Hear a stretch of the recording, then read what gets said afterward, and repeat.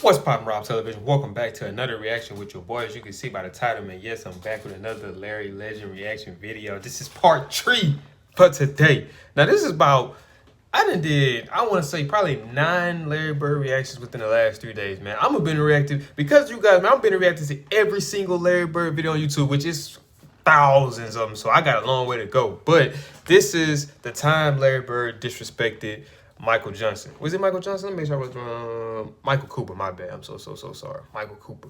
But I did a part 2. Well, one before this one when the time he disrespected Clyde Drexler. So this is the part 3. The time he disrespected Michael Cooper. So we already know how Bird is, man. When Bird get going, it's like he in that zone. You can't tell him nothing. We already know how he is, man. He's lights out. He's cold-blooded assassin, killer, ready to take your head off. We already know that. So I ain't gonna talk y'all to death in this intro. But before we get to the video, make sure you do me a big favor, man. Smash that thumbs up button. Also, if you're new to the channel, make sure you subscribe. Also, when you subscribe, click that post notification bell to be notified on all things Rob Television. Road 2K, no cap. So once again, make sure you subscribe. When you subscribe, click that post notification bell to be notified on all things Rob Television, no cap.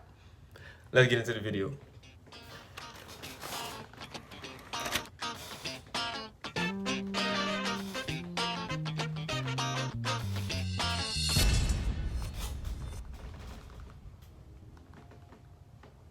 I thought I was cool going into slow motion. Hello and good day to you all. How's it going? I'm Sean David.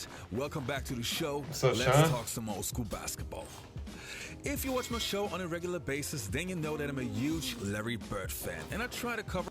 Once again, man, like I always say, make sure y'all show some love to Sean David because he's providing a lot of content for me to react to for you guys. So make sure you show some love, man. Subscribe to him. Also like his videos because he just found out that helps.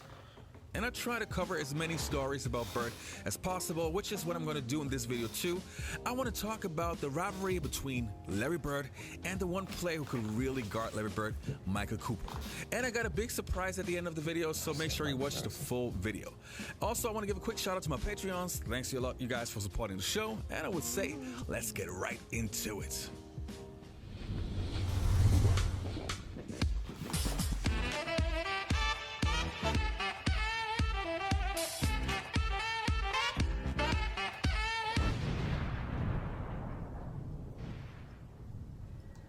I like my slow motion fit. Inside hustle that time by young Cooper. Good rebounder for a The goal. only reason I say this is because Larry was dangerous with the basketball, but he became more dangerous when he didn't have the basketball. For Bird, just heated, intense, not hatred, a lot of respect for both great teams, but wanted to beat the living snot out of each other. Best defensive player ever guarded me was Michael Cooper. I'll take that to my grave with. Now, if you haven't heard about Michael Cooper, don't worry, I got you covered. So let's start by taking a look back at the career of Michael Cooper. Michael Cooper was drafted in 1978 with the 60th pick in the 3rd round by the Los Angeles Lakers. But instead of being mad that he was drafted so late, Coop was just happy to be there. As a rookie, he was trying to find his role on the Lakers team, and after only playing 3 games in his rookie season, he returned in 1979 stronger than ever and made a smart business move. On a team that had countless players that could score, Cooper realized that he could help the team with some hard-nosed defense and hustle plays. And that role fit perfectly for the Lakers for many years to come. Cooper became a fan favorite, and also his socks were very popular with the fans. After a few years in the league, Michael Cooper was considered an elite defender and, to be precise, one of the best in the 1980s. What many people overlook and forget is that Cooper was a potent scorer. He could score if he wanted to. But at the end, he's mostly remembered for his great defense. Well, you could see that one happening. You could see the eyes of Cooper. There was some sort of sickness inside of him that enjoyed frustrating people when they're out there on the court. Cooper blocked the shot. He didn't give you the easy basket. You knew when you were going to go against the Lakers and Cooper was going to guard you, it was going to be a rough night. The zest that he had when it came to taking the challenge to stop somebody. He really wanted to stop somebody. Then, of course, there was the rivalry between the Boston Celtics and the Los Angeles Lakers, or in this case, Larry Bird and Michael Cooper. Those battles were legendary. But how did it start? Legend has it that in Bird's rookie season, during a game, he started to trash talk to Cooper and said something like, "I'm gonna wear your ass down all night." Cooper was shocked. Was that rookie really talking to him? Well, yes indeed. But this would not be the only time that Bird had something to say. Bird. We had a three-point contest at the All-Star break, and Larry walks in and says, "I hope all you guys in here are thinking about second place because I'm winning this." Excuse me? And he started shooting, and he just didn't miss. So, a couple in a hurry, giving trouble. Cooper is all over Bird. Bird can't move into Harris, and Harris hits the baseline jumper. So the Celtics... Michael Cooper and Larry Bird would be a battle for many years. One of the reasons why Cooper was so successful in guarding Bird was that he understood to limit Bird's touches, try to avoid him even getting the ball, which sounds super easy on paper, but was almost impossible. But still, Cooper made it work. He was able to shut down Bird for many games. Let's have a look at the numbers. So those numbers are the first matchups between Larry Bird and Michael Cooper. And if we take a look at the points, you can see that Larry Bird was really struggling. He had 16, 14, 11, then a great performance with 36, but then again 11 points. His shooting percentage was also very shaky, 46, incredible 700, but then 30% again. I think you get my point. But even though Larry Bird was having a hard time, Michael Cooper had to admit that Bird was the real deal. When I got a chance to actually play against him, he was bigger than I thought he was, and a lot more competitive than I had given him credit for at that time. Bird, Cooper right with him. But Cooper's like a winter coat on Bird. In the Lakers' epic battles against Boston, it was Cooper who drew the unenviable task of trying to stop Larry Bird, who would later call Cooper the toughest defender ever faced. Leading up to the Boston confrontation, I would think to myself when I'm playing, hey, I'm guarding Larry Bird, I gotta be at my best. Cooper and Bird are still getting to know each other. They can put on the same jersey. They were very physical games. There was always a lot of pushing and shoving. In fact, I'm sweating right now. Bird, but he was really irritating, Bird, man. Bird pushed this man back into the crowd, bro. That's hilarious. Right now in my arms because those were some great rivalries there. Incredible rivalries indeed. In the following clip, you can see exactly how Michael Cooper guarded Larry Bird. If you ever play basketball, then you know that this kind of defense is not only exhausting, it's frustrating, and Cooper did it the perfect way. With Cooper, it was a lot about being in the right position, limiting Bird's touches, and making work for every single basket. Back in the days, especially with the Celtics.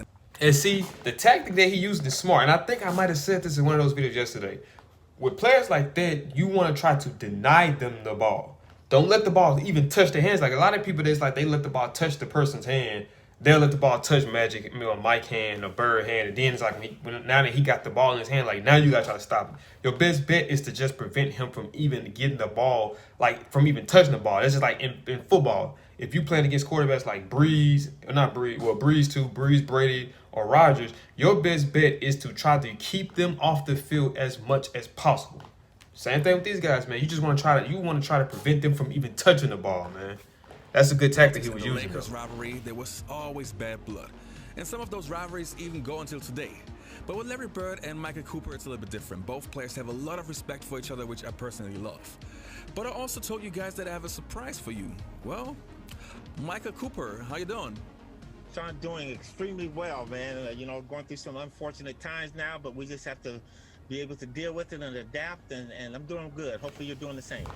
Yes, Coop, I'm fine too. Thanks for asking. Now, in this video, I'm talking about your rivalry with Larry Bird and how intense it was. It was a battle. It was war. Was it something personal for you? It wasn't just a personal thing. It became physical because I had an opportunity to do something about it. So when I jumped into that rivalry, Larry was the type of player, and I've guarded many great offensive scorers. Just to name a few: Michael Jordan when he was young, Dr. J, George Gervin, a kid named Andrew Toney.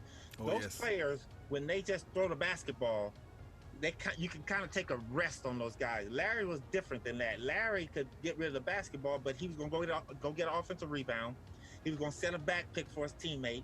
He was going to do something, assist. He didn't always have to score. So you always had to pay attention to him. And, you know, he has said that I'm the toughest player he's had to ever go that guarded him.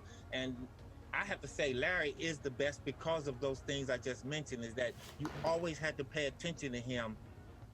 And that's what I was saying last video. If you haven't checked out my last video, go check it out. The one before this one. And that's the same thing I was saying when I was having that conversation with my manager at work. I was trying to explain to them that, but I couldn't really get it out just like how he did it. But I was trying to let them know that it's so many other things that Bird did other than just scoring, bro. Like, he even said, like, guarding guys like Dr. J or Michael Jordan. You know, it was once the ball is in their hand, you know, it's hard. You know, you finna catch hell. But once they get rid of the ball, a lot of times they not really doing nothing else after that. They kind of just standing around the perimeter waiting for the ball to come back to them. Bird was different. Bird was trying to go get a rebound. He going to go set a pick. Like, Bird he did so much stuff other than just that. But it's the stuff that kind of goes unnoticed. It will be stuff that only people who played against him or people who are real sports analysts actually can break it down and dive and dig into that. You know what I mean? On the court. And one of the best things, Sean, that I saw of Larry Bird that really gave me the ultimate respect is that we were playing them in the 84-85 series, and we just got into Boston, and there was a bus going by. And on the bus, they had this huge, long picture of Larry diving out of bounds. And the ball was just right at his fingertips. And the quote was, "I hate it when players watch the ball go out of bounds." And that there tells you who that guy was, man. This guy played the game, the entire game, to the outer limits, the sideline, the baseline, and that's what I respected the most about him. But he was a tough player to deal with because he was bigger than me too. It's nice to see that we both like the same thing about Larry. Now, when I study your footage and study how you guarded Larry, the one thing that I always thought was one big difference to how other people guard Larry. You basically, in many games, tried to avoid him even touching the ball. Like, you didn't sit at the three-point line and wait for him to get the ball, and then you start guarding. You played the passing lanes and try to limit his touches. How exhausting was that? I mean, even though offense was not your primary job, but you were no scrub on offense. You also shot three-pointers and so on. How exhausting is that?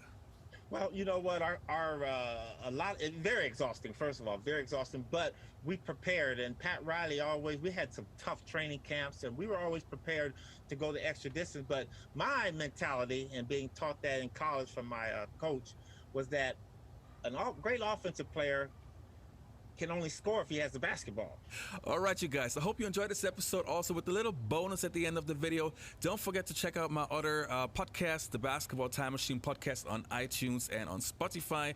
Also, for current NBA stuff, check out my website, basketball-timemachine.com. And I guess I'll see you next time. You all stay healthy. Take care and goodbye. The Lakers will take it in midcourt, and Cooper will pass it in. Cooper, Thompson, Magic, Worthy, and Byron Scott. They're not going to guard the inbound passer. Now here they send a man out on him. Now they change the man and put Stockton on him. Stockton a short man, so Coop can get it in over him. The Lakers are out of timeouts. No timeouts left. The ball to Magic. Dribble drive. Down the middle. Out to Coop. 18-footer. Good! Okay, cool.